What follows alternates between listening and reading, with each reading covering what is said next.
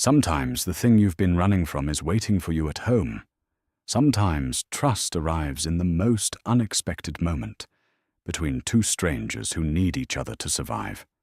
In 1882, mountain man Gideon Cross returned to his Colorado cabin 3 days early. The young woman staying there, a seamstress named Eleanor, pressed her finger to her lips the moment he walked in. "Quiet," she whispered. "Don't move." Gideon froze. Eleanor wasn't afraid of him. She was terrified of what she'd found hidden beneath his floorboards. What started as simple shelter became something neither expected, a mystery involving stolen gold, dangerous secrets, and a connection that would change both their lives forever. What was hiding in that cellar? Before we continue, tell us where you're tuning in from. And if this story touches you, make sure you're subscribed, because tomorrow I've saved something extra special for you. The cabin sat at the edge of where civilization gave up trying. Gideon Cross had built it with his own hands 12 years ago, choosing this particular bend in the valley because it caught the morning sun just right, and because the nearest neighbor was a full day's ride away. That distance suited him fine. He was a man shaped by solitude, tall and lean, with the kind of weathered face that spoke of hard winters and harder choices. At 45, his dark hair had gone silver at the temples, and his hands bore the scars of a life lived outdoors: rope burns, knife cuts, the pale line across his left palm from a Cheyenne arrow that should have killed him during his cavalry days. He didn't talk about those days much. Didn't talk much at all if he could help it. The cabin itself was simple, but solid. One large main room with a stone fireplace he'd mortared himself, a sleeping loft reached by a ladder, and a root cellar dug deep enough to keep supplies frozen through the worst of winter. The floor was packed earth covered with pine planks he'd hewn and sanded smooth. 2 windows faced east and south, their shutters reinforced against storms and the occasional curious bear. Everything had its place: his rifles above the door, his traps on pegs by the hearth, his few cooking implements hanging from iron hooks he'd forged at old Pete's trading post down in the valley. It was a life of routine and order. Wake before dawn, check the trap lines, hunt when the larder ran low, chop wood, mend what needed mending. In summer, he'd guide the occasional hunting party for cash money, though he turned down more jobs than he accepted. Didn't need much, and didn't want the company. The mountains gave him everything he required: game, clean water, timber, and most importantly, silence. Then Eleanor arrived, and the silence ended. It had been 2 weeks ago, late afternoon, the sky threatening snow. Gideon had been splitting logs when he heard the horse approaching. Visitors were rare enough that he'd reached for his rifle before even looking to see who it was. Old Pete came into view first, leading a second horse with a woman in its saddle. "Gideon," Pete called out, raising one hand in greeting.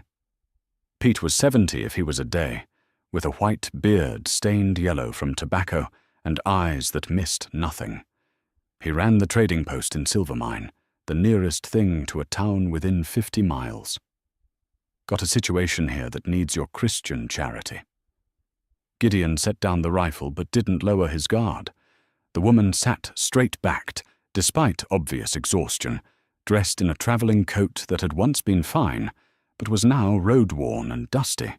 Her dark hair was pinned up beneath a bonnet, and her face, pale and fine-featured, held the kind of careful composure people wore when they were barely holding themselves together.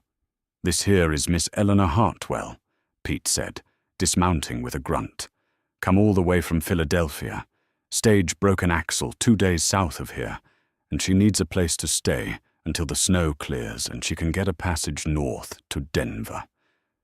"I have money," Eleanor said quickly, her voice cultured but tired.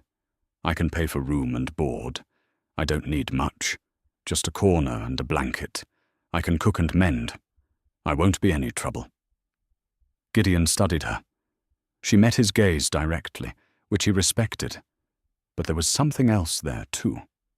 A wariness, a need to prove herself trustworthy.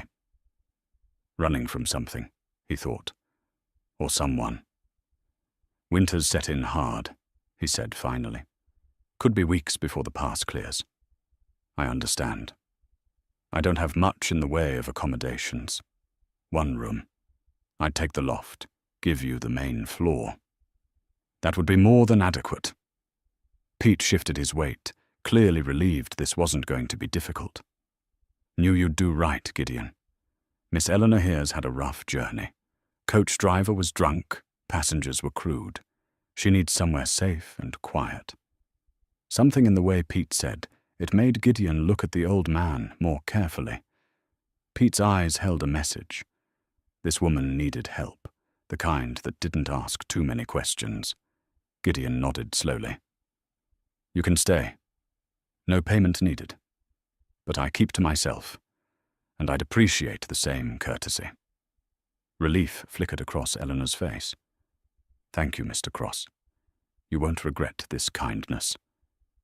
But as Pete helped her down from the horse and brought in her single battered trunk, Gideon wondered if he already did. The first few days had been awkward. Eleanor kept to herself as promised, speaking only when necessary, moving about the cabin with quiet efficiency. She'd brought her own supplies, tea, some dried goods, a sewing kit in a worn leather case. That case seemed to be her most precious possession. She kept it close always, and Gideon noticed the quality of the silver needles inside when she sat by the fire in the evenings, mending clothes by lamplight. She was skilled with a needle, that much was clear. Her stitches were tiny and precise, the kind of work that spoke of years of practice. She'd offered to repair his shirts, and he'd accepted, curious. When she returned them, the tears were invisible, reinforced with such care that the fabric was actually stronger than before. You do fine work, he'd said. I was apprenticed to a dressmaker when I was 12, she'd replied, in another life. She didn't elaborate, and he didn't ask. Slowly, a routine developed. Gideon would rise before dawn, stoke the fire, put coffee on to boil. Eleanor would wake to the smell and come down from her pallet near the hearth, already dressed, her hair pinned up. She'd make breakfast. She was a better cook than he was, turning his simple provisions into surprisingly good meals. After eating, he'd head out to check traps or hunt, and she'd clean, mend, or simply sit by the window with her sewing. Evenings they'd share the fire, usually in silence, though occasionally she'd ask a question about the mountains or the wildlife. And he'd answer. Her questions were intelligent, thoughtful. She listened when he spoke, really listened, and didn't fill silence with chatter. He found himself appreciating her presence more than he'd expected. The cabin felt less empty. There was coffee waiting when he came in from the cold. His clothes were mended. The place smelled of bread and wood smoke instead of just leather and gun oil. One evening, about a week into her stay, she'd looked up from her sewing and said, I want you to know I'm grateful for your trust. I know you're taking me on faith, and that means something. Gideon had been cleaning his rifle. He paused, considered his words. We all need a place to stand sometimes, ground that doesn't shift. She'd nodded, eyes bright, and returned to her work. But something had changed between them in that moment, an understanding, unspoken, but real. The day before Gideon left for his hunting trip, Sheriff Tom Hastings rode up. Tom was a good man, honest but not imaginative, who'd held the position in Silvermine for 6 years. He and Gideon had a cordial relationship, built on mutual respect and distance. Gideon, Tom said, accepting a cup of coffee. Heard you had company. Miss Hartwell, stranded by weather. Tom nodded. then lowered his voice. Wanted to let you know. Been some inquiries. Man came through last week, well-dressed, asking about a woman matching her description. Said he was her husband. She'd run off. Gideon kept his face neutral. What did you tell him? Told him I hadn't seen anyone like that. He moved on north. Tom paused. Thing is, Gideon, he had a mean look about him. The kind of mean that comes from the inside. If she did run, I'm thinking she had good reason. Appreciate you letting me know. Tom set down his cup. Watch yourself. Man like that might come back. After the sheriff left, Gideon had thought about mentioning it to Eleanor, but decided against it. If she wanted to tell him about her past, she would. Until then, it was her business. The Haho. Next morning, he'd packed his gear for a week-long hunting expedition into the higher country. Elk were moving with the weather, and fresh meat would see them through the rest of winter. Eleanor had watched him prepare, then asked, "Will you be safe?" Done it 100 times. I know. But still. He'd looked at her then, really looked, and saw genuine concern in her eyes. It had been 15 years since anyone worried about whether he came back from the mountains. I'll be careful, he'd said, and meant it. Good, because someone needs to come back and appreciate that venison stew I'm planning. He'd smiled, actually smiled, and headed out into the cold. That had been 4 days ago. He'd planned to be gone a week, but a storm was building in the north, the kind that could trap you for days. He'd made his kill, a good bull elk, and decided to head back early. Better to weather the storm at home with a solid roof than in a lean-to. Now, as he approached the cabin with the elk quarters packed on his horse, smoke rising from the chimney, he felt something he hadn't felt in years. He felt like he was coming home. The door was slightly ajar, which was unusual. Eleanor was careful about the cold. Gideon dismounted quietly, his instincts from old cavalry days rising up. Something wasn't right. He pushed the door open slowly. Eleanor stood in the center of the room, her face pale, her finger pressed to her lips. "Quiet," she whispered. "Don't move." Gideon's hand moved instinctively toward the rifle slung across his back, but Eleanor shook her head frantically. Her eyes darted toward the floor, toward the corner where the trap door to the root cellar lay hidden beneath a braided rug. He understood immediately. Someone was down there, moving with the silence of a man who'd spent years hunting and being hunted. Gideon eased the door closed behind him and set down his pack. His eyes never left Eleanor's face, reading the fear there, the exhaustion. She looked like she hadn't slept in days. "How long?" he mouthed. She held up 2 fingers. 2 days. She'd been dealing with this alone for 2 days while he was up in the high country. Eleanor gestured for him to follow her to the far side of the room, away from the cellar. When they were as far as the small cabin allowed, she whispered so quietly he had to lean close to hear. "I heard noises 2 nights ago. Scratching, movement. I thought it was a raccoon or maybe a fox that had gotten in somehow." Her voice trembled slightly. "I opened the trapdoor with your shotgun ready. There was a man down there, bleeding. He'd somehow gotten in through the old ventilation shaft on the hillside." Gideon knew that shaft. It was barely wide enough for a man to squeeze through, and the opening was hidden by brush. Someone would have to be desperate to use it as an entrance. "He's been shot," Eleanor continued, "in the shoulder and side. The wounds are infected. He's been feverish, in and out of consciousness. I've been cleaning the wounds, giving him water. But he needs a doctor, Gideon. He needs help I can't provide. Why didn't you ride for town?" Her eyes met his. "Because when he was lucid enough to speak, he begged me not to.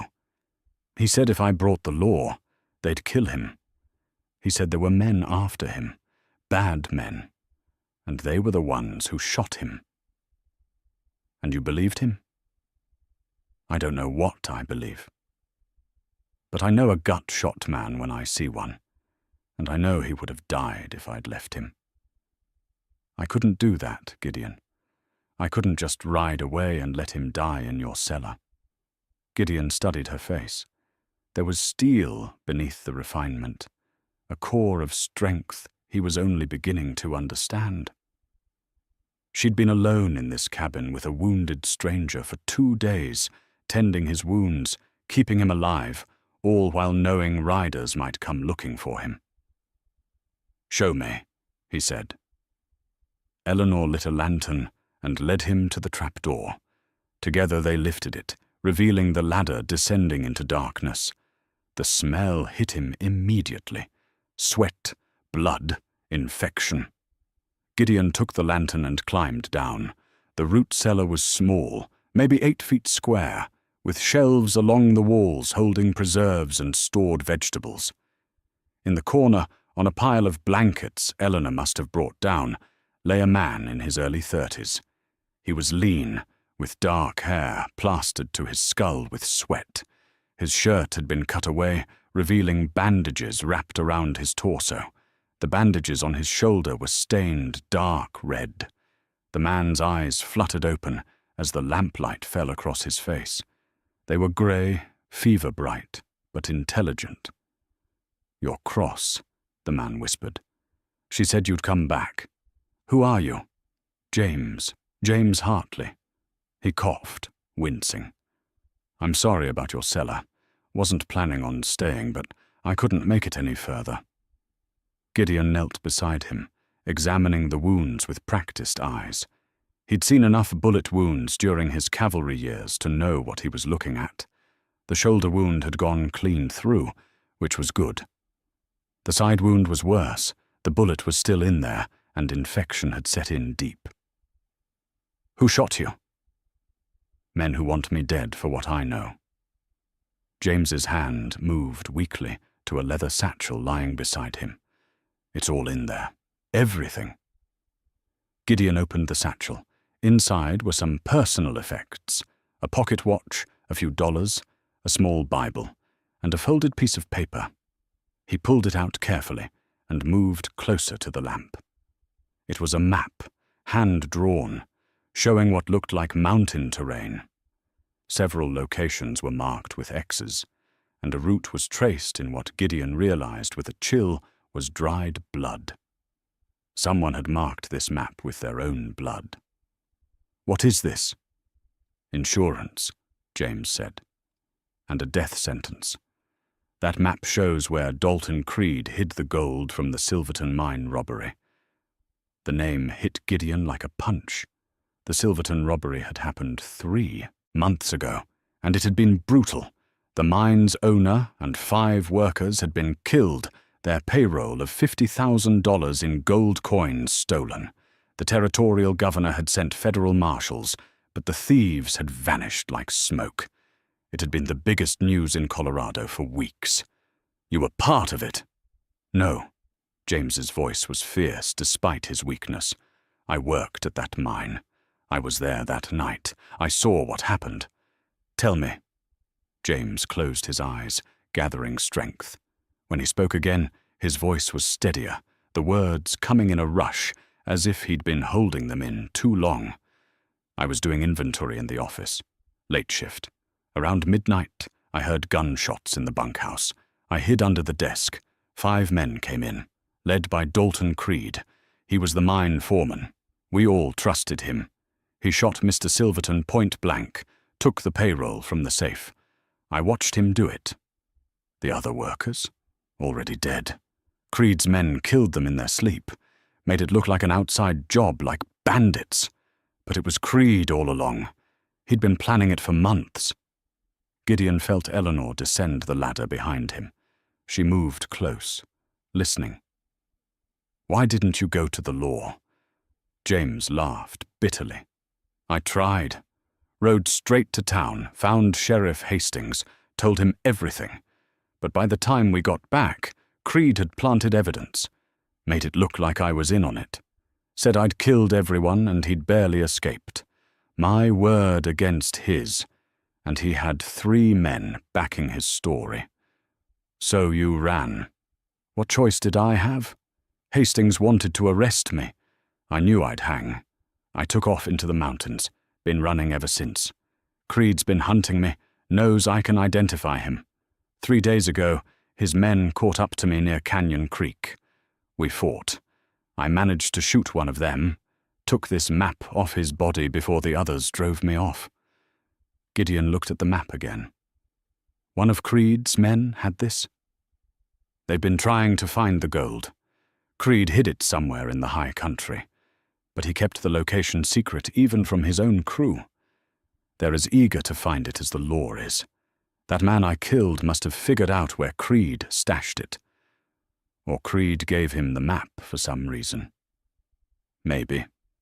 All I know is, with that map and my testimony, Creed hangs. Without it, I'm just a fugitive. Eleanor spoke softly. There's something else, Gideon. James reached into the satchel again, this time pulling out a small leather folder. He handed it to Gideon. Inside was a daguerreotype photograph, the image slightly faded but still clear. A young woman held a small boy in her lap. She had James's eyes. My sister Sarah, James said, his voice breaking. And her son Tommy. She's in Denver, dying of consumption. I haven't seen her in 2 years. The money from the mine, my wages. I was sending it to pay for her treatment. Now she has nothing, and I can't even get to her because every lawman in Colorado thinks I'm a murderer. Gideon looked at Eleanor. Her eyes were wet with tears. The doctor said she has maybe 3 months, James continued. I wanted to clear my name, get the reward for recovering the gold, use it to save her. Stupid, I know. But I couldn't just die in a ditch and leave her alone. The reward, Gideon said slowly. For recovering the gold? Governor put up 5,000, enough for Sarah's treatment and then some. But I can't get to the gold alone, not like this. And I can't trust anyone. Before Gideon could respond, Eleanor suddenly gripped his arm. Listen! From outside came the sound he'd been dreading. Horses, multiple horses, approaching the cabin. James's face went white. They found me. Gideon moved fast. Eleanor, get up the ladder. Act natural. I'll hide him better. There's no time. Do it. Now! She climbed quickly. Gideon pulled the blankets over James, then piled root vegetables and old crates around him, making it look like a storage corner. It wouldn't fool a thorough search, but it might work for a casual glance. He climbed up, lowered the trap door, and kicked the rug back into place just as heavy footsteps sounded on the porch. The door burst open without a knock. 3 men stood there, snow dusting their shoulders. The one in front was tall and handsome, in a cruel way, with ice-blue eyes and a smile that didn't reach them. He wore a badge on his chest, a federal marshal's star. Afternoon, the man said pleasantly. Name's Dalton Creed. I'm a federal marshal, tracking a dangerous fugitive. Mind if we come in and ask you a few questions? Gideon's hand rested casually near his rifle. Don't recall inviting you in, Marshal. Creed's smile widened. Now, that's not very neighborly. We've been tracking a murderer for 3 months. Man named James Hartley. Killed 6 people in cold blood over at the Silverton mine. We have reason to believe he might have come this way. Haven't seen anyone. You sure about that? Man's wounded, desperate. Might have broken into a cabin looking for shelter. Eleanor stepped forward, her voice steady. My uncle and I have been here all week. We haven't seen anyone. Creed's eyes shifted to her, and Gideon saw something flicker in them. Recognition, calculation. Your uncle, is it? Funny, I heard Gideon Cross lived alone up here. I'm visiting from back east, Eleanor said smoothly. Staying through the winter. Is that so? Creed looked around the cabin, his gaze lingering on details. Nice place. Must get lonely up here. You wouldn't mind if my deputies took a quick look around, would you? Just to put our minds at ease. The two men behind Creed moved to enter. Gideon stepped into their path, his voice hard. I mind plenty. You got a warrant, Marshal? Creed's pleasant expression didn't change. Now, don't make this difficult, friend. We're on official business. We can do this the easy way or the hard way. The easy way is you turn around and ride back down the mountain. I told you I haven't seen anyone. For a long moment, the two men stared at each other. Then Creed's smile returned, colder than before. All right then. We'll be on our way. But let me give you some friendly advice, Mr. Cross. James Hartley is wanted for murder. Anyone harboring him is guilty of a crime. That's a federal offense. Could see you hanged right alongside him. Appreciate the legal lesson. Creed tipped his hat. We'll be around. This territory's not that big. If Hartley's up here, we'll find him. His eyes shifted to Eleanor one more time. You take care now, miss. Dangerous country for a lady alone. They left, and Gideon watched through the window as they mounted their horses and rode west toward the higher trails. When they were out of sight, Eleanor exhaled shakily. That was him. The man James described. I know. He'll be back. I know that too. From beneath the floorboards came a weak voice. You should have turned me in. Now you're both in danger. Gideon walked to the trap door and lifted it. Maybe so, but your sister needs you alive, and I don't hand innocent men over to murderers. James looked up at him, tears streaming down his fever-bright face. How do you know I'm innocent? Because Dalton Creed just proved it, Gideon said. That wasn't a federal marshal at my door. That was a killer trying to find the last witness who can send him to the gallows. Eleanor moved beside him. What do we do? Gideon looked at the map spread on the floor, then at the photograph of Sarah and her son. We get the gold, he said. We get the evidence, and we make sure that son of a bitch hangs for what he did. The terrain grew rougher as they climbed.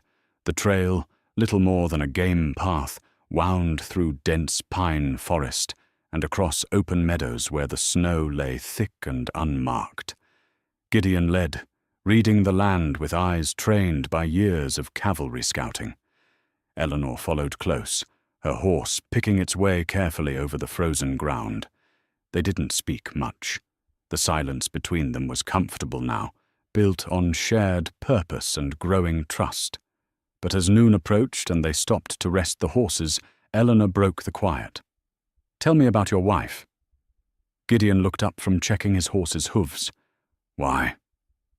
Because you understand loss. I can see it in you.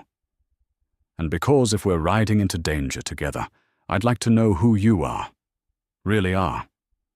He was quiet for a long moment, then settled on a fallen log and gestured for her to join him. She sat, waiting. Her name was Catherine, he began. We married young. I was 23, she was 19. Met her at a church social in Kansas. She had red hair and green eyes, and she laughed like water over stones. Eleanor smiled. She sounds lovely. She was. Too good for a cavalry scout, everyone said. But she didn't care. She followed me from post to post, lived in tents and rough quarters, never complained. Made every place we stayed feel like home. You loved her very much. More than I knew how to say. Gideon's hands worked unconsciously at a piece of leather, an old habit. After 5 years, she got pregnant. We were both so happy. Thought maybe I'd leave the cavalry, settle down somewhere, raise a family. He stopped, and Eleanor waited patiently. There were complications. The baby came early. The post-doctor did what he could, but... His voice roughened. She died giving birth. The baby, a girl, died an hour later. I never even got to hold her properly. Never got to tell Catherine goodbye. Oh, Gideon. I buried them together in the post cemetery. Then I resigned my commission and rode west. Didn't stop until I found that valley. Built the cabin. Tried to build a new life. He looked at her. Tried to forget. But you can't forget love. No, you can't. Eleanor reached into her coat and pulled out a small silver locket on a chain. She opened it carefully. Inside was a miniature portrait of a dark-haired child with serious eyes. Charlotte, she said softly. My daughter. She was 5 when she died. This locket holds a piece of her hair. Gideon looked at the portrait. The child had Eleanor's refined features, her mother's quiet strength already visible in her young face. She's beautiful. She was, bright and curious. She wanted to know everything, how birds flew, why snow was cold, where the stars went during the day. Eleanor's voice was gentle with memory. The night before she got sick, she asked me if people who died became stars. I told her yes. I said they watched over the people they loved. Do you believe that? I want to. When I look at the night sky, I imagine her up there, shining, waiting for me. She closed the locket. My husband couldn't see it that way. He could only see what we'd lost, not what we'd had. The joy turned to bitterness in him. He started drinking, started blaming. I tried to help him, but he didn't want help. He wanted someone to punish. So you left? 2 years ago. Took what money I'd saved from my sewing work and bought a train ticket west. Told myself I was going to Denver to start over. Took the stage from Silvermine because it was cheaper. She smiled sadly. Ended up stranded in the mountains with a man who understands. I'm glad the stage broke down. Eleanor looked at him, and something passed between them. An acknowledgement of shared pain, shared survival, shared hope for something better. When this is over, she said carefully, what will you do? I don't know. Haven't thought past surviving. Neither have I. But I find myself thinking about it now, about what comes after. Before Gideon could respond, his horse suddenly lifted its head, ears pricked forward.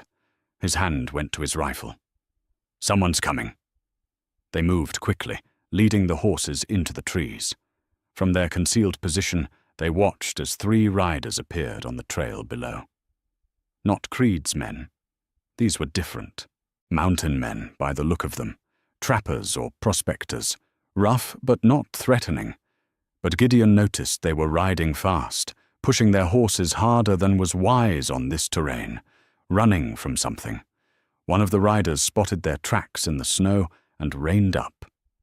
The others stopped beside him. Gideon could hear their voices carrying in the thin mountain air. Saw them torture him for information. Creed's gone mad, I tell you, killing anyone who might know about the gold. We should get to town, tell the law. Town's 2 days' ride. We'd never make it. They argued for a moment more, then rode on, still pushing hard. After they were out of sight, Eleanor turned to Gideon. Did you hear that? Creed's getting desperate. Means we're on the right track. It also means he's killing people. All the more reason to stop him. They rode on, more cautiously now. The sun was past its peak when they spotted the first signs that others had been this way recently. Horse tracks in the snow, a cold campfire, broken branches where men had pushed through the brush. Gideon studied the tracks. At least 4 horses, maybe 5. The tracks were heading in the same direction they were going. Creed's men. Likely. They're ahead of us, but not by much. Maybe an hour. Do we turn back?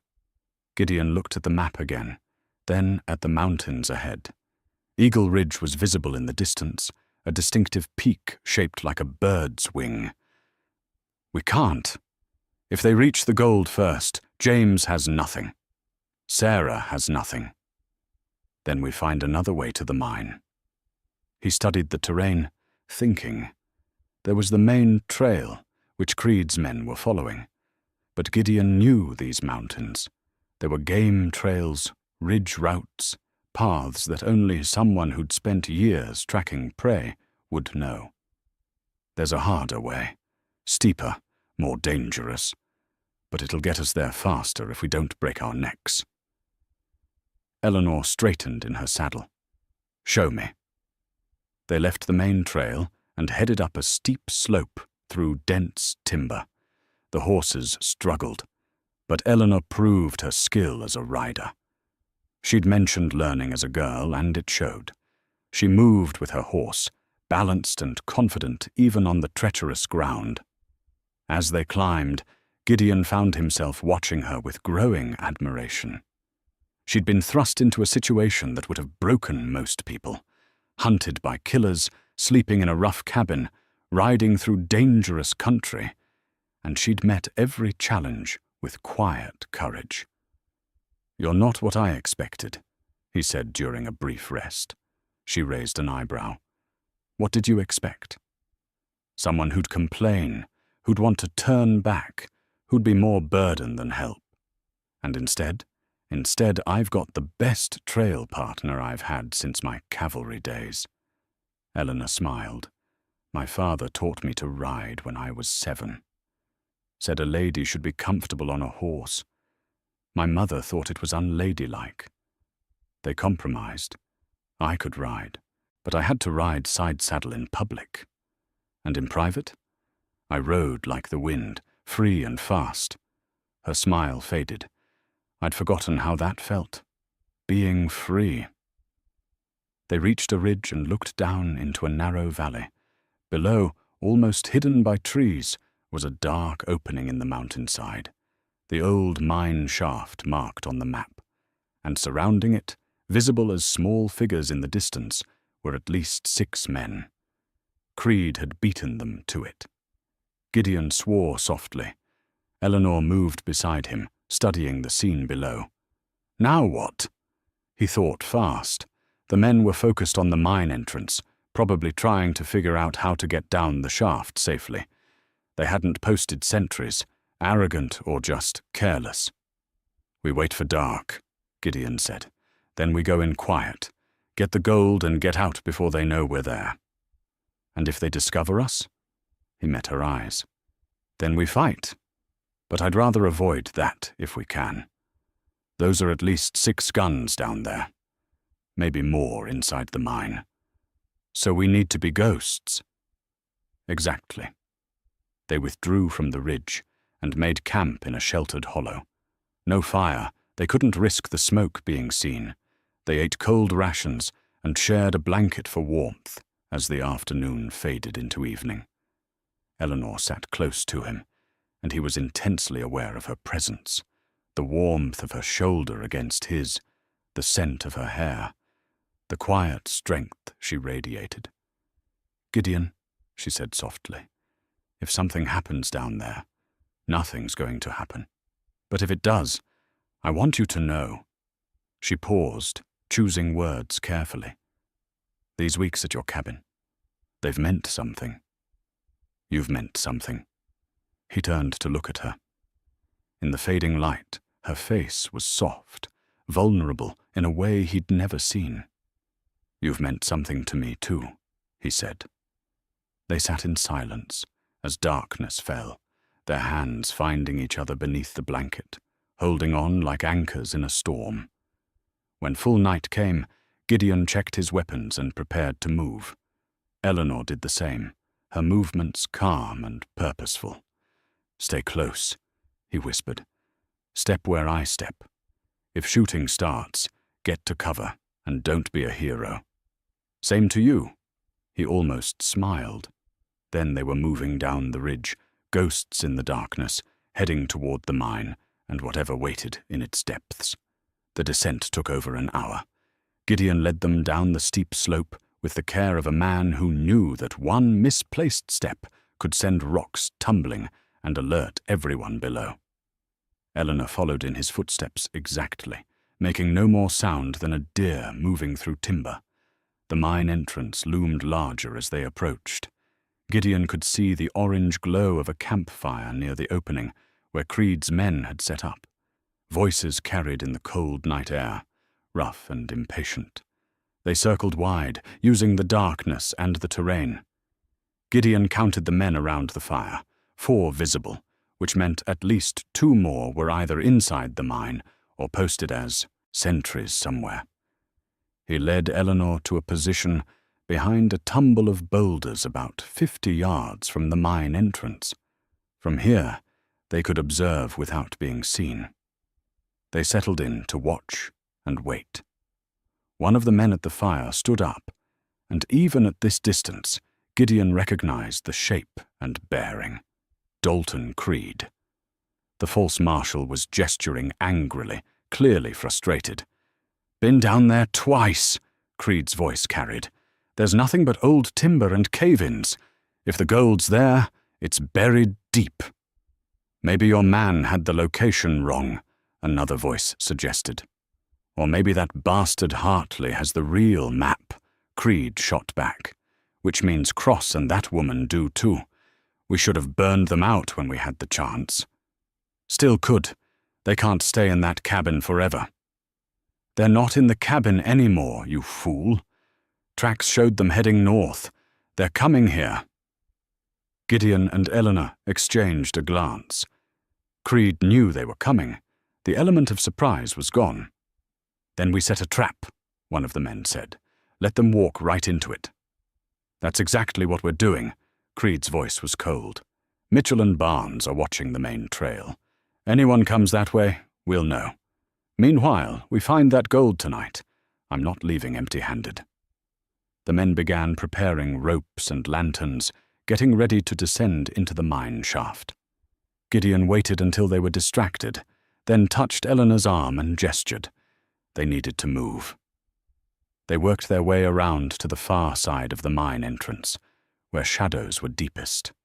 Gideon could see the shaft opening now, a vertical drop with an old wooden ladder disappearing down into darkness. The ladder looked ancient, some of the rungs broken or missing. 2 men descended with lanterns while Creed and the others waited above. This was their chance. Gideon pulled out his hunting knife, the blade his father had given him 30 years ago. The handle was worn smooth from use, the steel darkened with age but still sharp. He'd used this knife to skin elk, cut a rope, dig bullets from wounds. Now he might have to use it for something darker. He caught Eleanor's eye and pointed to the far side of the clearing. There was another opening there, barely visible, probably a ventilation shaft or a secondary entrance. If they could reach it without being seen, they might be able to get into the mine from a different direction. Eleanor nodded, understanding. They moved together, low and quiet, using every bit of cover. Gideon's heart hammered, the old familiar feeling of combat rising in him. His senses were sharp, attuned to every sound and movement. They'd almost made it to the secondary shaft when Eleanor's boot caught on something. A rope stretched across the ground at ankle height. An alarm. Tin cans strung on the rope clattered loudly. "There!" someone shouted. "By the south shaft!" Gunfire erupted. Bullets whined off rocks as Gideon grabbed Eleanor's hand and dove into the shaft opening. They tumbled down a steep slope of loose rock and dirt, landing hard in a narrow tunnel. Above them, voices shouted orders. Lantern light flickered at the shaft entrance. "Move!" Gideon hissed. They scrambled deeper into the tunnel. It was barely wide enough to walk upright, the walls rough stone that scraped their shoulders. The darkness was absolute, except for the faint light from above. Behind them, someone was descending.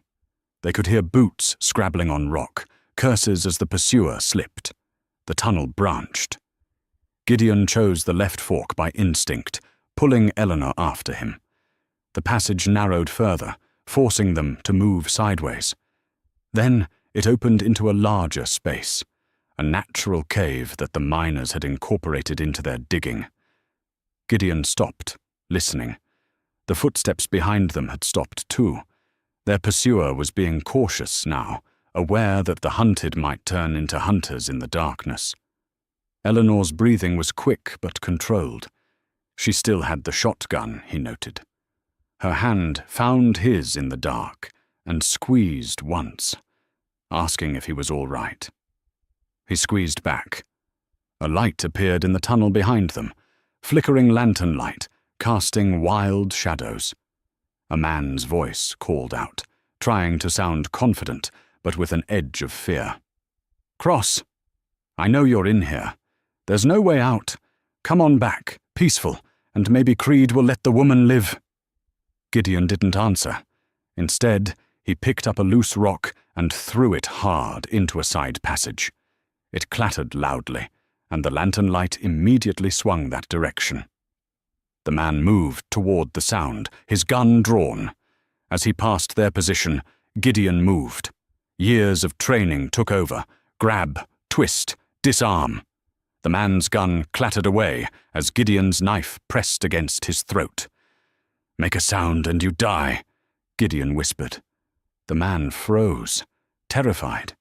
He was young, maybe 25, with the look of someone who'd thought this would be easy money. "How many men does Creed have?" Gideon demanded quietly. 8. No, 7 now. You killed one with that trap at your cabin. "Where's the gold?" "I don't know. I swear. Creed's the only one who knows for sure. He's got a piece of the map. The rest got burned when we attacked the mine." Eleanor picked up the man's lantern. In its light, Gideon could see genuine fear on the young man's face. "You've got a choice," Gideon said. "Turn around and walk out of this mine. Ride away and don't look back, or stay with Creed and die. Which is it?" I just needed the money. I got a family. Then go home to them. Now." Gideon released him and shoved him toward the tunnel. The man didn't need to be told twice. He scrambled away, leaving his gun and lantern behind. "Will he really leave?" Eleanor asked. "Maybe. Or maybe he'll bring the others down on us. Either way, we need to move fast." They took the lantern and moved deeper into the mine. The passages were a maze. Some natural, cave, some dug by miners, some collapsed and impassable. But Gideon had the blood-marked map memorized, and he followed its directions, counting paces and watching for landmarks. After what felt like hours but was probably only 20 minutes, they found it.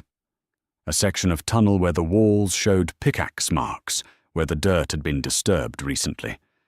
Someone had been digging here. Eleanor held the lantern while Gideon examined the wall. There, a spot where the stones had been carefully fitted back together, but the mortar was fresh. He used his knife to pry at the stones. They came loose more easily than expected. Behind them was a hollow space, and inside the hollow, leather saddlebags stamped with the Silverton mine seal. Gideon pulled them out, his hand shaking slightly. He opened the first bag. Gold coins gleamed in the lantern light, hundreds of them.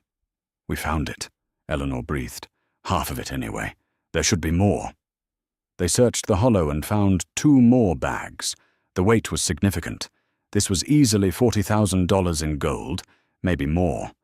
But as Gideon hefted the bags, he noticed something else in the hollow.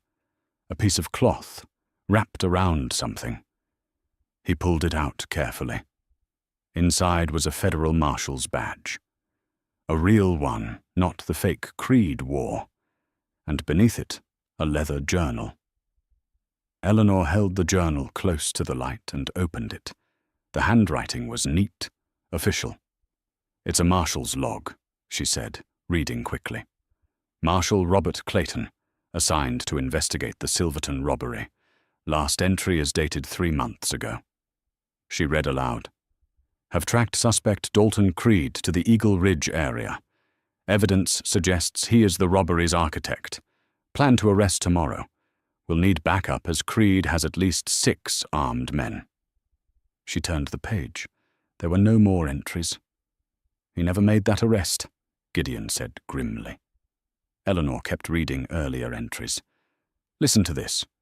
Dalton Creed, real name Dalton James Wade. Wanted in New Mexico for armed robbery.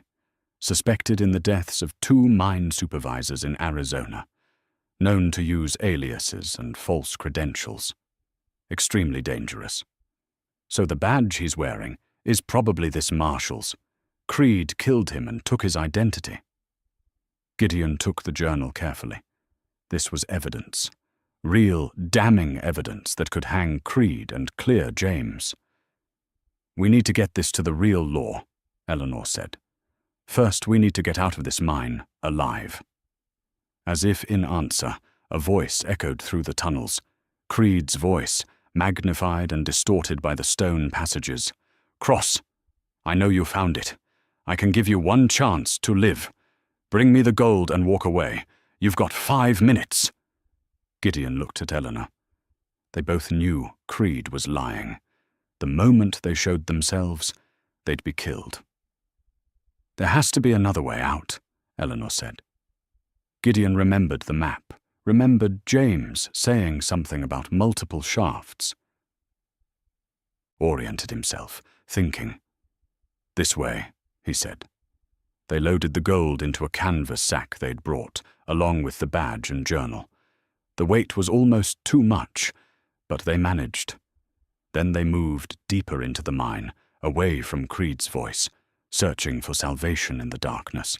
The tunnel narrowed until they were crawling, the gold sack dragging behind them, the lantern barely giving enough light to see. Gideon's shoulders scraped the walls, and his breath came hard. Behind them, they could hear Creed's men spreading through the mine, searching. Eleanor was breathing fast but steady, pushing herself forward despite the tight space. Gideon remembered she'd said she was afraid of enclosed spaces once, in passing. Yet here she was, crawling through a collapsing mine tunnel with killers behind her, not making a sound of complaint.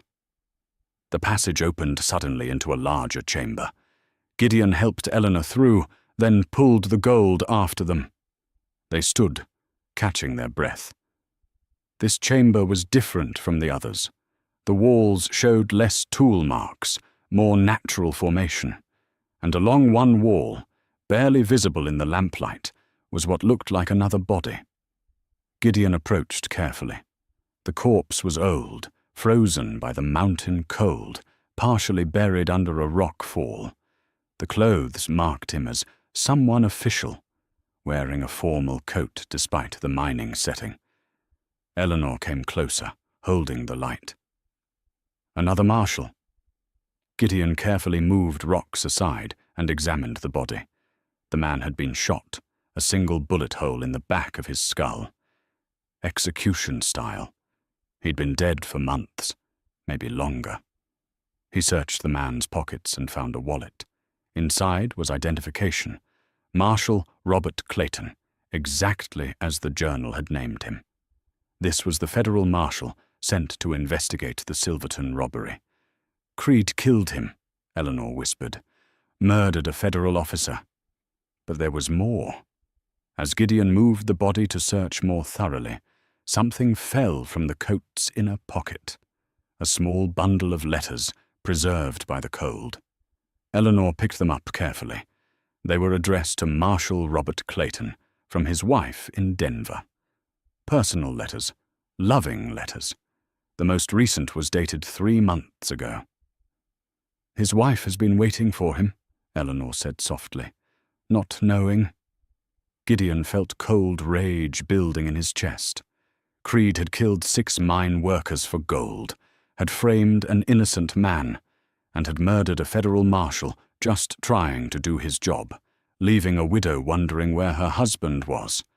He took the marshal's badge from the body carefully, with respect. It was tarnished but real, the federal seal clear. Between this and the journal, they had proof of Creed's crimes. But there was something else. Tucked in the marshal's belt was a leather pouch. Gideon opened it and found more papers, official documents, warrants, and a folded map similar to the one James had found. Eleanor spread the map under the lamplight. It showed the same territory, the same landmarks, but with different markings, more detail. This shows multiple cache locations, she said, tracing the marks. Creed didn't hide all the gold in one place. He split it up. Gideon studied the map. There were 3 marked locations, including this mine. The other 2 were marked in different areas, both within a day's ride. Smart, he admitted grudgingly. If one cache was found, he'd still have the others. Which means we haven't found all the evidence, just part of it. From somewhere in the tunnels behind them, a gunshot echoed, followed by shouting. Creed's men were getting nervous, shooting at shadows. "We need to move," Gideon said. But Eleanor was still examining the marshal's body, her face troubled. "Gideon, look at this." She'd found something in the marshal's coat pocket, a leather-bound Bible, small enough to fit in a hand. Pressed between the pages were dried flowers, and the book was marked at Psalms. She read softly, "The Lord is my shepherd, I shall not want. He makes me lie down in green pastures. He leads me beside still waters. He restores my soul." Gideon watched her face in the lamplight, saw the emotion there. This marshal had been a man of faith, carrying his Bible even on a dangerous mission. And he'd died alone in this dark mine, murdered by the very criminal he'd been sent to catch. "We'll tell his wife," Gideon said quietly.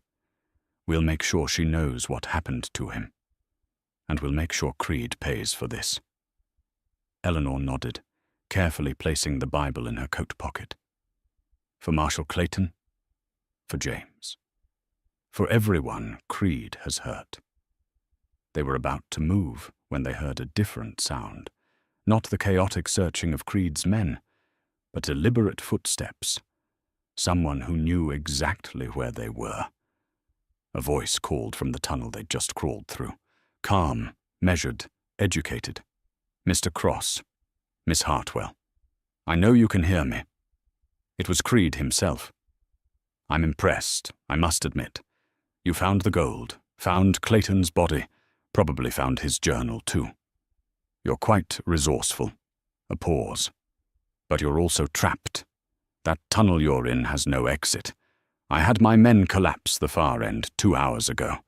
The only way out is back through me." Gideon's jaw tightened. He looked around the chamber, searching for another way. The walls were solid rock, no visible passages except the one they'd come through. Creed continued, his voice echoing strangely in the confined space. "I want to propose a deal, a trade, if you will. You give me the gold and any evidence you've found. In return, I let you live." "Your word's not worth much," Gideon called back. A laugh. "Fair enough, but consider your position. You're trapped in a dead-end tunnel with limited air and no supplies. I can simply wait you out, or I can have my men start a fire at this end, smoke you out. Either way, you lose." Eleanor's hand found Gideon's in the darkness. He squeezed reassuringly, but his mind was racing. Creed was right about their position. They were trapped. "I'll give you 10 minutes to think about it," Creed said. "Then I'm sending my men in. And Mr. Cross, I should mention I know about you. Former cavalry scout, 2nd Company. Fought in the Indian Wars. Quite the tracker and fighter in your day. But your day was a long time ago. You're what, 45? 46? These are young men, and there's 6 of them. You won't win." The footsteps retreated, leaving them in lamplight and silence. Eleanor looked at him. "Is there really no other way out?" Gideon examined the walls carefully, running his hands over the rock, looking for any crack or passage. His cavalry training came back. Always have an exit strategy. Always know your terrain. Then he noticed something. Air movement. Just a faint current. But it was there, coming from high up on the wall where the rock face was uneven. He climbed up carefully, using cracks and ledges for handholds. About 12 feet up, hidden behind a jutting outcrop, was a narrow fissure. He couldn't see how far back it went, but air was definitely flowing through. He climbed back down. There might be a way, but it's tight and it goes up. We'd have to leave most of the gold. How much can we take?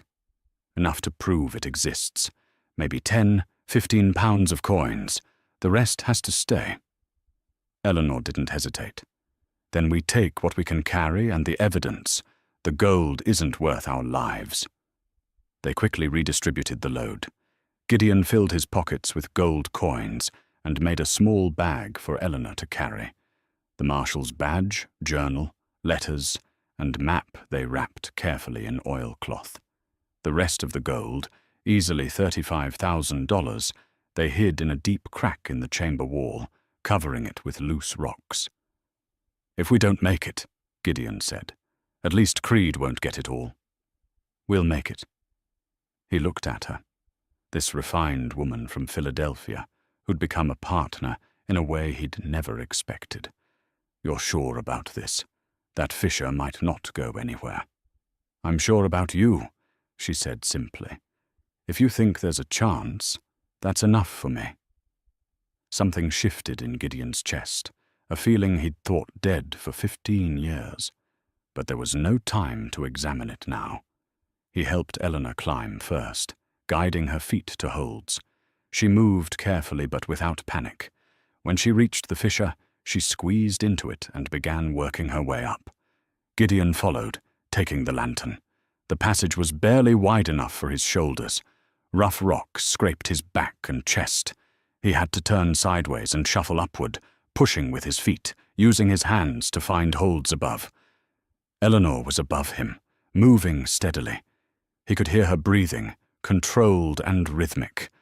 The woman had more courage than any soldier he'd served with. The passage angled sharply.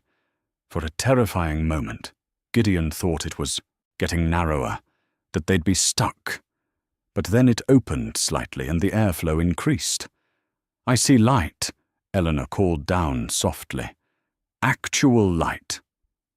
Gideon's heart surged. He pushed harder, ignoring the scrapes and bruises. Below them, muffled by rock, they heard Creed's voice, calling again, then shouting. He'd realized they weren't answering because they were gone. The fissure opened onto a ledge on the mountainside. Hidden behind brush and rocks, they emerged into cold night air, gasping and bleeding from a dozen scrapes, but alive. The moon was up, casting silver light over the snow. From here, they could see the main mine entrance below, torches and lanterns marking where Creed's men were. "They don't know we're out," Eleanor whispered. "Not yet. But they will soon." They climbed down the mountainside, moving as quickly as they dared. Their horses were still where they'd left them, untouched. Creed had assumed they'd come on foot, or he simply hadn't found them yet. As they mounted up, Eleanor turned to Gideon. "Where now?" "Town. Sheriff Hastings. With what we have, he can contact the territorial governor, get real federal marshals up here. That's 2 days' ride, and Creed will be after us the moment he realizes we're gone. I know." They turned their horses south and rode hard into the night, carrying evidence that could hang Dalton Creed and save James Hartley. Behind them, a man's roar of rage echoed from the mine. Creed had discovered they'd escaped. The hunt was on. They rode through the night, pushing the horses as hard as they dared. The moon lit their way, turning the snow-covered landscape into a silver dreamscape. But there was no beauty in it for Gideon, only the knowledge that Creed and his men would be coming fast. Eleanor rode beside him, her face set with determination despite exhaustion. They'd been awake for nearly 24 hours, had crawled through a collapsing mine, and narrowly escaped death. But she showed no signs of giving up. As dawn approached, Gideon led them off the main trail into a dense stand of timber. They needed to rest the horses, and they needed to plan. They dismounted in a small clearing. The horses were lathered and blowing hard. Gideon checked them both, worried about pushing them too far. Eleanor pulled out their remaining supplies, some dried meat, hardtack, a canteen of water. "How far to town?" she asked. "At this pace, with rest stops, maybe 36 hours. But Creed knows the territory as well as I do. He'll try to cut us off." "Where?" Gideon pulled out his compass and oriented himself, thinking through the terrain. "There's a narrow pass about 10 miles south of here. Canyon Creek Pass. Only real way through these mountains, unless you want to add 3 days to the journey. If I were Creed, that's where I'd set up an ambush." "Can we go around?" "Yes, but it adds time. And if Creed splits his men, he could cover both routes." Eleanor chewed the hardtack, thoughtfully. "What if we don't run? What if we prepare our own ambush?" Gideon looked at her. "Explain."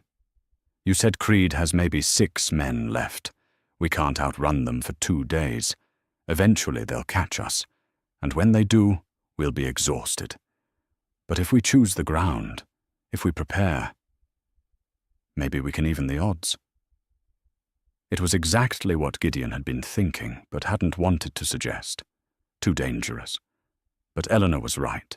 Running would just delay the inevitable. "It's risky," he said. "Everything about this is risky. At least this way we're in control." He studied her face in the growing light. "You know there's a good chance we don't walk away from this." "I know. But I also know that James is counting on us. Sarah and Tommy are counting on us. Marshal Clayton's widow deserves answers. We don't have the luxury of playing it safe." Gideon nodded slowly. She was right. "All right. Canyon Creek Pass. We get there first. We set up. We make sure Creed doesn't leave that canyon alive." They mounted up again and rode hard for the pass. Gideon's mind was already working through tactics, drawing on years of cavalry experience. An ambush required preparation, discipline, and a cold willingness to kill. He had all 3. The question was whether Eleanor did. They reached Canyon Creek Pass by late morning. It was perfect ambush country, a narrow defile between high rock walls, maybe 50 yards long, with good positions above for shooters. The creek itself ran down the middle, partially frozen. Gideon immediately began planning. "We need to block the far end, make them commit to coming through. Then we hit them from above." They spent the next several hours preparing. Using rope and fallen logs, they created a barrier across the south end of the pass, not solid enough to stop men, but enough to slow them down and make them cluster together. Then Gideon positioned Eleanor on the east rim with the shotgun and his spare rifle. He took the west rim with his main rifle. The positions gave them crossfire and elevation advantage. "You don't have to kill anyone," he told her. "Just shoot close enough to keep them pinned. Make them keep their heads down." Eleanor loaded the shotgun with steady hands. "I'll do what needs doing." "I know, but I want you to know you don't have to." She met his eyes. "Gideon, these men murdered 6 innocent workers. They killed a federal marshal. They're hunting us to silence us. I'm not going to let moral qualms get us killed." He wanted to kiss her then, this brave woman who'd found steel in her core. Instead, he just nodded and moved to his position. They waited. The afternoon sun warmed the rocks slightly, but Gideon's hands stayed steady on his rifle. He'd done this before, many times. waited for an enemy to walk into a trap. The difference was that, back then, he'd had a platoon of trained soldiers. Now he had one woman with no combat experience. But that one woman was worth 10 ordinary soldiers. Around 3 in the afternoon, they heard it. Horses, moving fast, coming from the north. Gideon caught Eleanor's eye across the canyon. She nodded, ready. 6 riders came into view, led by Dalton Creed. They slowed as they entered the canyon, wary but not cautious enough. They spotted the barrier at the far end, and Creed raised a hand, halting his men. "Cross," Creed called. "I know you're here. No other way through." Gideon didn't answer. Let them wonder. Creed gestured, and 2 of his men dismounted, moving forward to examine the barrier. The others spread out, looking for threats. This was the moment. Gideon sighted carefully on the lead man approaching the barrier. Then he shifted his aim slightly and fired.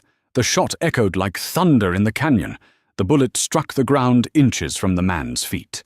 The man dove for cover, and chaos erupted.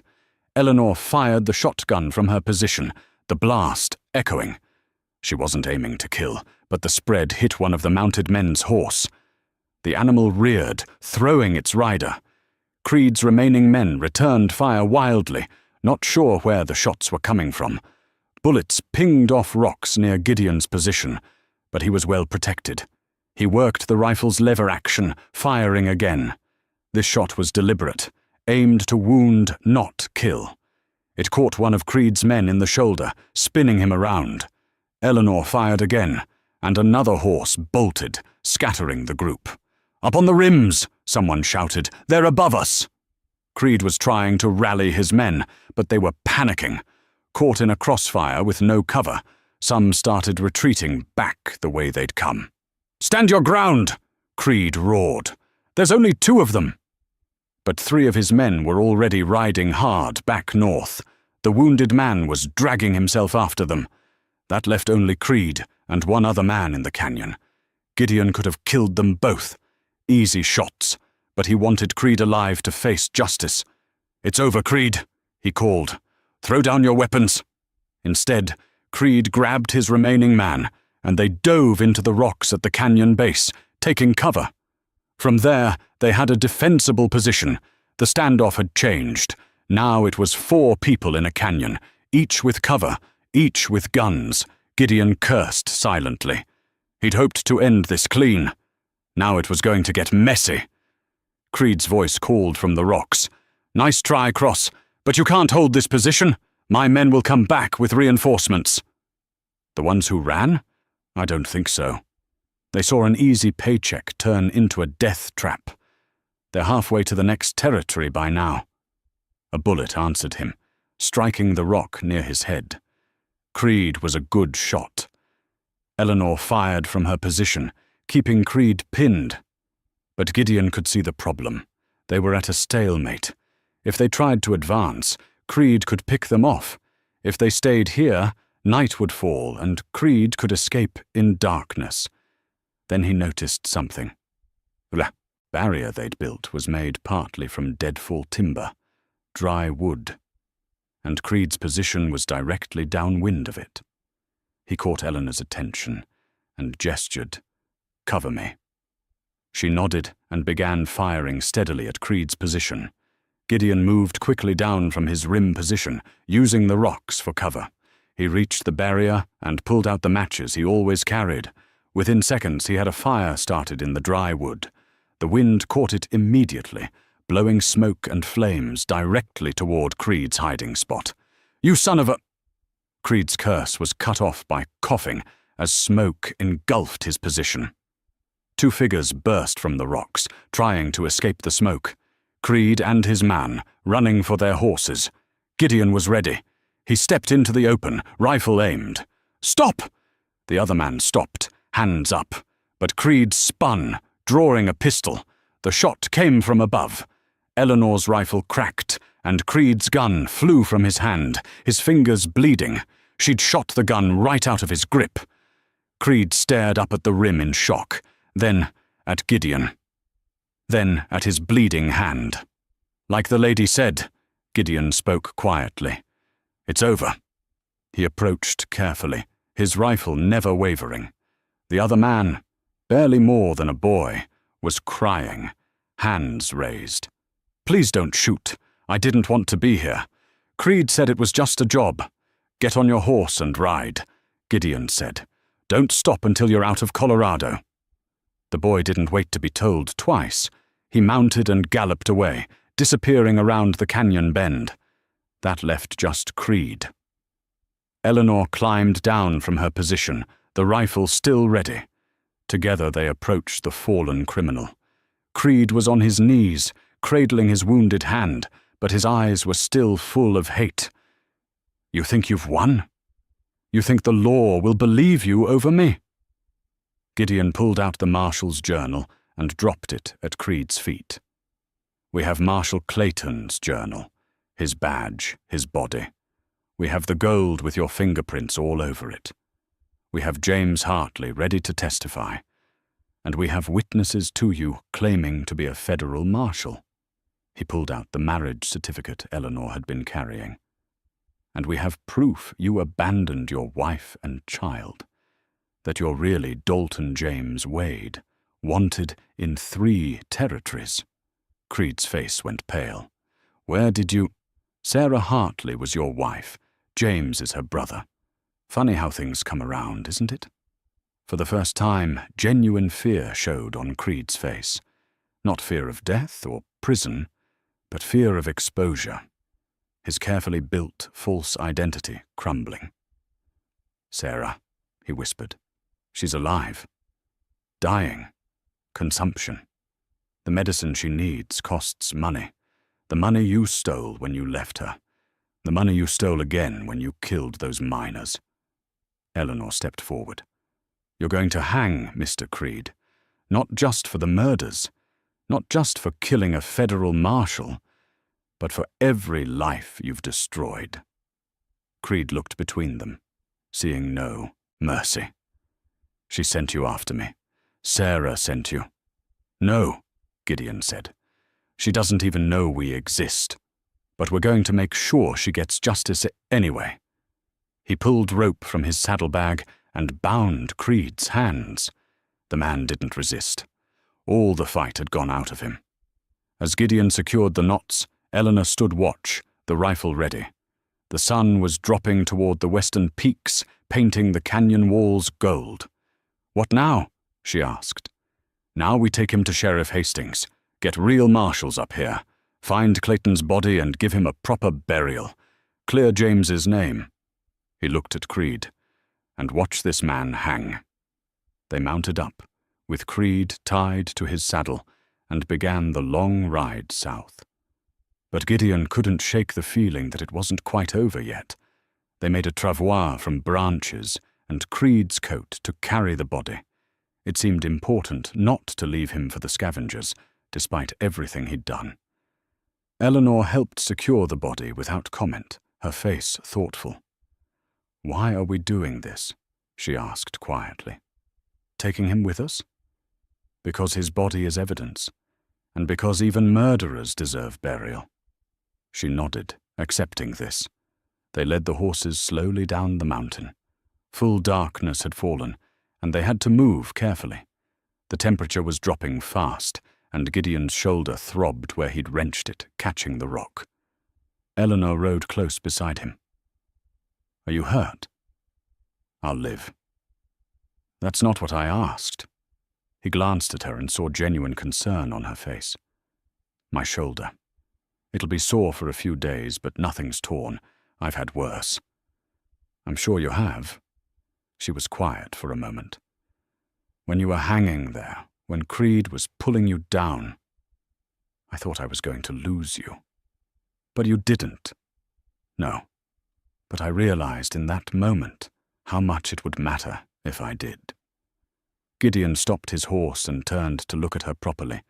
In the moonlight, her face was pale and beautiful and completely sincere. "Eleanor, you don't have to say anything. I just needed you to know." But he did need to say something. The words had been building in him for days, maybe weeks. When Catherine died, I thought I was done. With love, with connection, with everything that makes life more than just surviving. I built that cabin, and I told myself I was content. But you weren't. No, I was just hiding. Running, same as you. He reached across and took her hand. Then you showed up, stranded and scared, and you turned my hiding place into a home again. Eleanor's eyes glistened. I fell in love with a mountain man who came back early and found a stranger whispering for him to be quiet. I fell in love with a seamstress who had the courage to shelter a wounded fugitive and ride into danger with a stubborn old scout. They sat there on their horses, hands joined, the night cold but their hearts warm. Then Eleanor smiled through her tears. We should probably finish this before we freeze to death. Practical as always. They rode on, and within the hour they could see the lights of Silvermine in the valley below. The small town was quiet. Most folks already turned in for the night, but lamplight showed in the sheriff's office. Tom Hastings looked up as they entered, leading their horses with the travois. His eyes widened when he saw what they were carrying. "That's Creed," he said. "It is." Gideon dismounted stiffly. "He's wanted for the Silverton mine murders, the murder of Federal Marshal Robert Clayton, and about a dozen other crimes. We have evidence." Eleanor brought in the saddlebags with the gold, the Marshal's journal, the badge, all of it. She laid it out on Hastings's desk methodically. The sheriff examined everything, his face growing grimmer with each item. "Where's Hartley?" "Hidden in my cabin. He's wounded but alive. He's innocent, Tom. Creed framed him." Hastings read through the Marshal's journal, paying special attention to the entries about Creed's criminal history. When he finished, he sat back heavily. "Lord have mercy. This is bigger than I thought. I need to wire the territorial governor. Get real federal marshals out here. This is going to—" He stopped, looking at the body outside. "How'd he die?" "Fell," Gideon said simply. "Tried to escape, climbed too high, lost his footing." Hastings studied Gideon's face, then Eleanor's, then nodded slowly. "All right. I'll need full statements from both of you, and we need to bring Hartley in, get him medical attention." "There's more," Eleanor said. She explained about Sarah and Tommy in Denver, about the money needed for Sarah's treatment, about the reward money. Hastings made notes. "The territorial reward for recovering the Silverton gold is 5,000. That should be Hartley's, seeing as how he helped lead you to it. And there's probably a reward for Creed himself. I'll make sure it all goes to help his sister." "Thank you, Sheriff." They spent the next 2 hours giving statements, writing down everything that had happened. Hastings listened carefully, asking questions, making notes. When they finished, dawn was breaking outside. "You two should rest," Hastings said. "I'll send men up to your cabin for Hartley, and others to recover Marshal Clayton's body. This is going to take days to sort out. Maybe weeks." "We'll help however we can," Gideon said. "I know you will." Hastings paused. "You did good work here. Dangerous work, but good. The territory owes you." Outside, Gideon and Eleanor stood in the early morning light, exhausted, but relieved. The ordeal was finally over. "What now?" Eleanor asked. Gideon thought about his cabin, about the life he'd built there. But he also thought about how empty it had felt before Eleanor arrived, and how right it felt with her there. "Now we go home," he said. "Together if you'll have me." Eleanor's smile was like the sun coming up. "I thought you'd never ask." They walked toward the stable to arrange for fresh horses, their hands joined, their future uncertain, but finally, wonderfully hopeful. Behind them, Sheriff Hastings watched through his window and smiled. Some stories, he thought, did have happy endings after all. 3 months later, spring arrived in the Colorado mountains like a promise kept. The snow melted from the valleys first, revealing green meadows and wildflowers. The streams ran high with snowmelt, and the air smelled of pine and new growth. Eleanor stood on the porch of the cabin, watching Gideon work in the clearing. He was building an addition. 2 rooms, he'd said, for when they had visitors. But she knew what he really meant. Rooms for the family they both hoped to build. The cabin had changed in those 3 months. The bullet holes from Creed's attack had been repaired, new shutters hung at the windows, and inside, Eleanor's touch was everywhere. Curtains she'd sewn from fabric old Pete had ordered special, a rag rug she'd braided during the long winter evenings, Gideon's clothes mended and organized. But the biggest change was the quilt draped over the porch railing, airing in the spring sunshine. She'd finished it last week, working on it every evening by lamplight. It was made from pieces of her old dresses, the fine fabrics from her Philadelphia life, sewn together with squares cut from Gideon's old shirts and pieces of new material. The pattern showed old and new, woven together, creating something beautiful from disparate pieces. Much like their life together. They'd been married 2 months ago, a simple ceremony in Silvermine with Sheriff Hastings as witness. No fancy dress, no big celebration. Just 2 people who'd found each other in the most unlikely circumstances, making promises they intended to keep. The sound of an approaching wagon made Eleanor shade her eyes and look down the trail. Her heart lifted when she recognized the driver. "Gideon, they're here." He set down his hammer and came to stand beside her, wiping sawdust from his hands. Together they watched as James Hartley drove the wagon up the last slope to the cabin. But James wasn't alone. Beside him sat a thin woman wrapped in a warm shawl, and in the wagon bed a small boy played with a wooden horse. Sarah and Tommy had come. Eleanor rushed down to greet them, and Gideon followed at a slower pace. James helped his sister down from the wagon carefully. She was still frail, still recovering, but there was color in her cheeks that hadn't been there in the photographs. "Eleanor," Sarah said warmly, embracing her.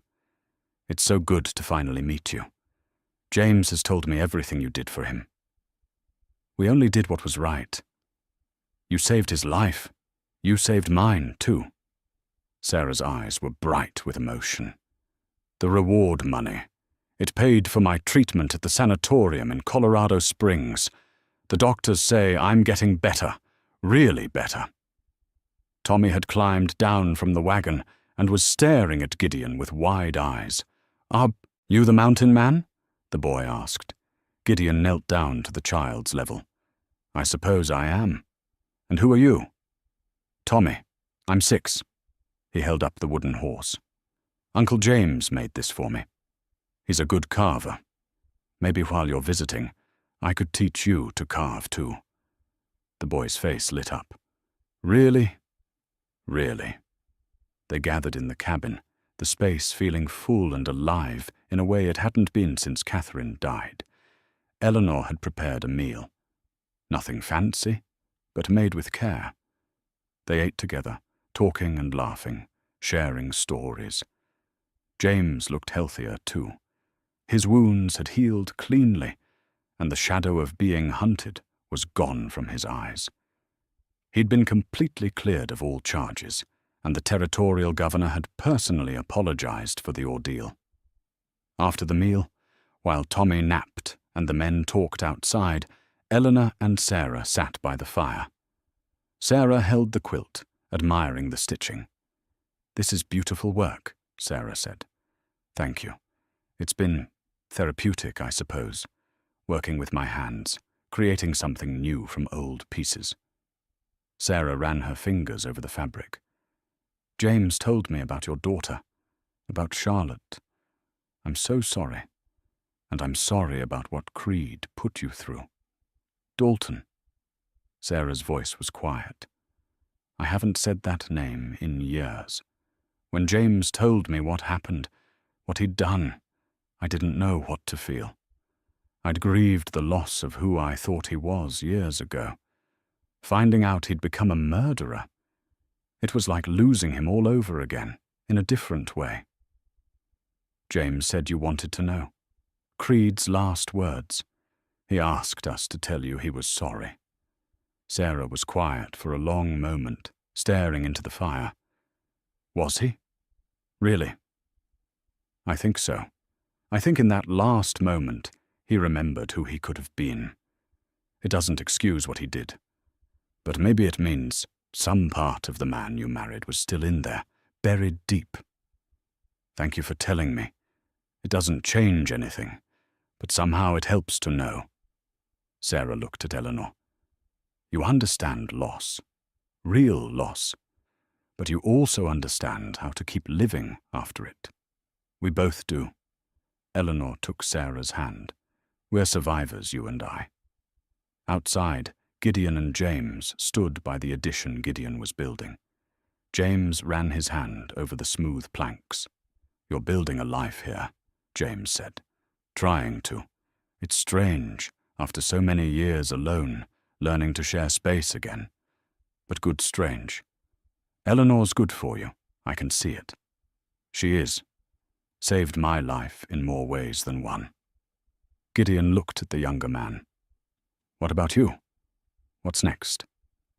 "Sarah wants to stay in Colorado, near the mountains. She says the air is good for her. I've been offered a job at a mining operation near Denver. Legitimate this time, with proper safety measures. It's steady work, good pay. I can take care of her and Tommy." "Good. You deserve that." They stood in comfortable silence, watching Tommy play in the clearing. The boy was making his wooden horse jump over rocks, lost in imagination. "He doesn't remember Dalton," James said. "I'm glad for that. He'll grow up knowing his mother is strong, that his uncle loves him, that good people exist in the world. That's all any child needs to know." As the sun began to set, painting the mountains in gold and pink, the five of them gathered on the porch. Eleanor brought out the quilt and spread it over everyone's laps as they sat together, watching the day end. Tommy had fallen asleep against his mother, and Sarah's head rested on James's shoulder. Eleanor leaned into Gideon, his arm around her, and for the first time in longer than she could remember, she felt completely at peace. "Sometimes," Eleanor said softly, "the thing you're running from leads you exactly where you need to be." Gideon kissed the top of her head. "Sometimes it does." Above them, the first stars began to appear in the darkening sky. Eleanor thought of Charlotte, imagined her daughter as one of those bright points of light watching over them, and she thought of the future, uncertain, full of challenges, but also full of hope. The quilt wrapped around them all, old and new woven together, keeping them warm as night fell on the mountains. Home, Eleanor thought. After so much wandering, so much pain, she'd finally found her way home. And beside her, Gideon Cross, who'd thought his heart had died 15 years ago, felt it beating strong and sure, full of love for the woman who'd brought him back to life. The mountain man had come back early and found a stranger in his cabin, and that stranger had become his salvation.